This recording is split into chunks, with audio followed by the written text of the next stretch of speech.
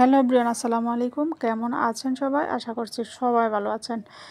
এই তো চিংড়ি মাছ দিয়ে আমি লাল শাক রান্না করব, সেই রেসিপি থাকছে আজকে। এখানে 1 কাপ পেঁয়াজ কুচি দিয়ে এই যে নেড়ে চেড়ে হালকা বাদামি কালার হয়ে আসলেই দিয়ে দিব এই যে চিংড়িগুলো দিয়ে একটু নেড়ে চেড়ে ভেজে নিব একটা সুঘ্রাণ আসা পর্যন্ত। চিংড়ি মাছটা এরকম নেড়ে চেড়ে ভাজলেই একটা ঘ্রাণ বের হয়, ও ঘ্রাণটা কিন্তু দারুণ। এখন দিয়ে দিব বাটা মশলা। এখানে ছিল কাঁচামরিচ বাটা, রসুন বাটা এবং পেঁয়াজ বাটা একসাথে করে আমি ব্লেন্ডার করে নিয়েছি। এখান থেকে আমি 2 চামচ দিয়ে দিয়েছি।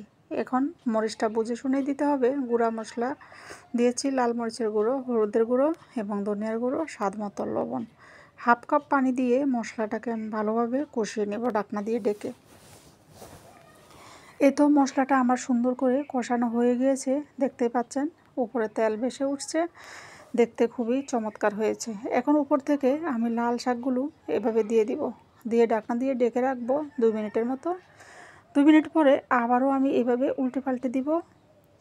এই লাল শাকটা রান্না করে খেতে কিন্তু দারুণ লাগে এই চিংড়ি মাছ দিয়ে। বাজির থেকেও আমার কাছে এই রান্নাটা খুবই ভালো লাগে।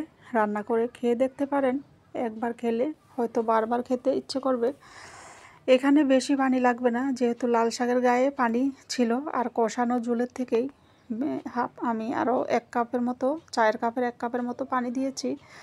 ঢাকনা দিয়ে ঢেকে রান্না করতেছি হাই হিটে। 2-3 মিনিট রান্না করলেই শাকটা রান্না হয়ে যাবে।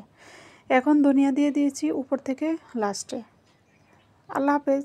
কেমন হয়েছে রান্নাটা জানাতে বলুন।